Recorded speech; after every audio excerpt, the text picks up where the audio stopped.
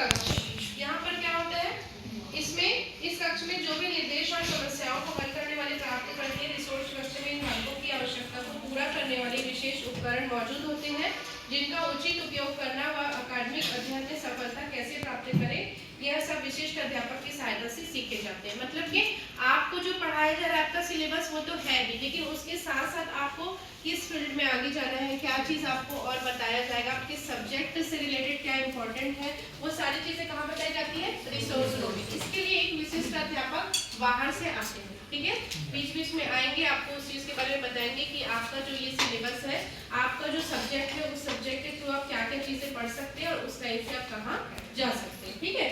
आपका दूसरा है आवासीय विद्यालय। ये विद्यालय खासकर उन बच्चों के लिए निर्मित किए जाते हैं जो अपनी निर्योग्यता के कारण सामान्य बालकों के स्कूलों में भर्ती नहीं कराए जाते हैं।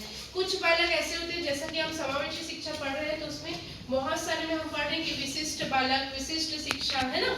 तो जो ऐसे बालक हैं जो बाकी बालकों से थोड़े अलग है, चाहे वो शारीरिक रूप से हो या मानसिक रूप से हो या उनमें कोई भी थोड़ी बहुत विकलांगता हो, उसके कारण उनको स्कूल प्रोवाइड नहीं किए जाते, वो एडमिशन के लिए जाते भी है तो उनको एडमिशन नहीं मिलता है। उनके लिए बनाया जाता है आवासीय विद्यालय, जहाँ पर रहकर वो अपनी क्षमताओं के अनुसार सीख सकते हैं, पढ़ सकते हैं, ठीक है, और वैसे ही टीचर वहाँ पर रखे जाते हैं, है ना।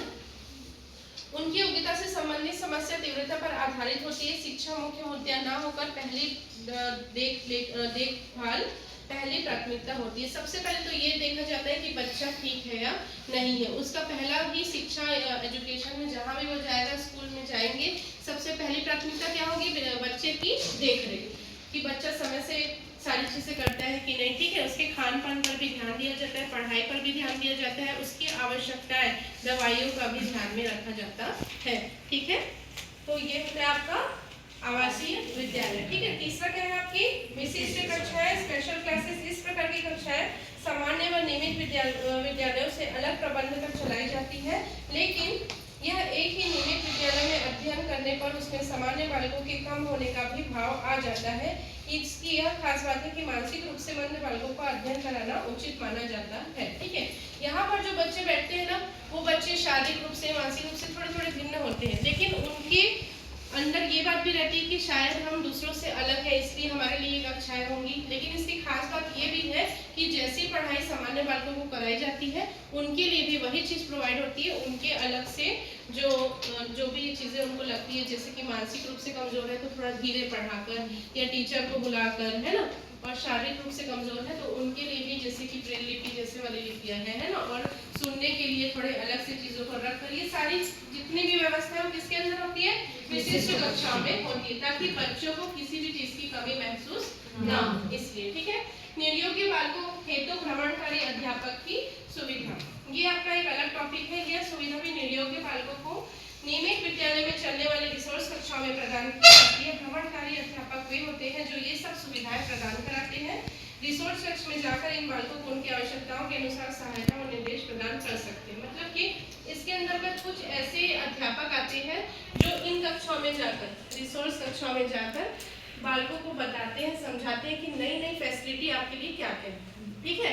आप जैसे हो वैसे अच्छे हो, उसके साथ साथ आप किन चीज़ों में आगे बढ़ सकते हो, आपके लिए क्या सरकार ने नया चीज़ लागू किया है, जो नई नई जानकारी है ना, वो ये भ्रमणकारी अध्यापक बताते हैं। कहाँ पर आकर बताते हैं, रिसोर्स कक्ष में आकर बताते हैं, ठीक है।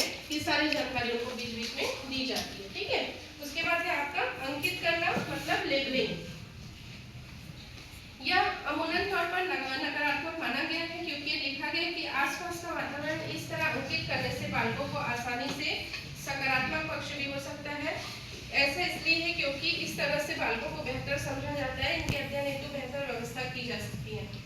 आप लोग जानते हैं कि कई जगह क्या होता है कि अलग से कहीं स्कूल में जाकर या कोई लोग बताते हैं कि हमारा एक ऐसा विद्यालय है जहाँ हम निर्योग्य बालकों को पढ़ाते हैं, हम विशिष्ट बालकों को पढ़ाते हैं। एक तरीके से नकारात्मक सोच भी है कि ये बच्चों को हाईलाइट कर रहा है ना, लेकिन दूसरी तरफ से देखा जाए तो सकारात्मक इसलिए है क्योंकि बच्चों को पता होना चाहिए, गाँव के बच्चों को भी पता होना चाहिए, दूर दूर के बच्चों को पता होना चाहिए कि आपके लिए भी सरकार ने सुविधा बना दी गई है, ठीक है। तो इसको दोनों पक्ष में लेते हैं, नकारात्मक और सकारात्मक, ठीक है। क्या चीज था वो, अंकित करना या लेबलिंग, ठीक है। उसके बाद आती है आपकी मुख्य धारा या मेन स्ट्रीम। इससे तात्पर्य है कि नियोग्य के बालकों का सामान्य व शिक्षा की मुख्य धारा में समावेशन व एकीकरण हो जाए। मुख्य धारा उद्भव लगभग 1950 और 1960 के सिविल अधिकारों के आंदोलन में की गई थी।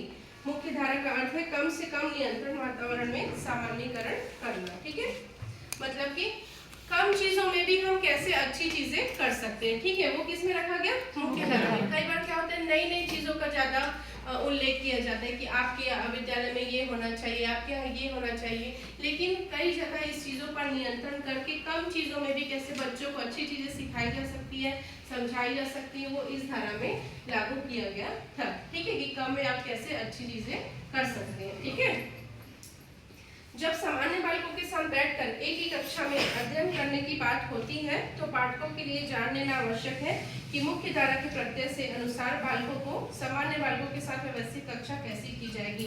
शिक्षक को ये बात पता होना चाहिए कि कैसे आप बच्चों को बताएंगे कि आपको हर चीज खरीदने की जरूरत नहीं है, आपको हर चीज बाहर से लाने की जरूरत नहीं है, आप अपने पास जो है उन कम चीजों में भी कैसे अपनी व्यवस्था कर सकते हैं। ठीक है, तो ये सारी चीज किसमें बताई गई? मुख्य धारा में। तो इस तरीके से 6 चीजें इसके अंतर्गत आती है। पहला क्या था? दूसरा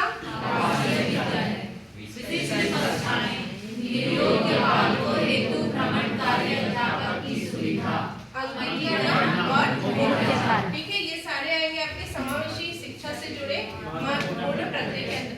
जब भी क्वेश्चन आता है समावेशी शिक्षा के अंतर्गत तो आप इस वाले पॉइंट को भी ऐड कर सकते हैं।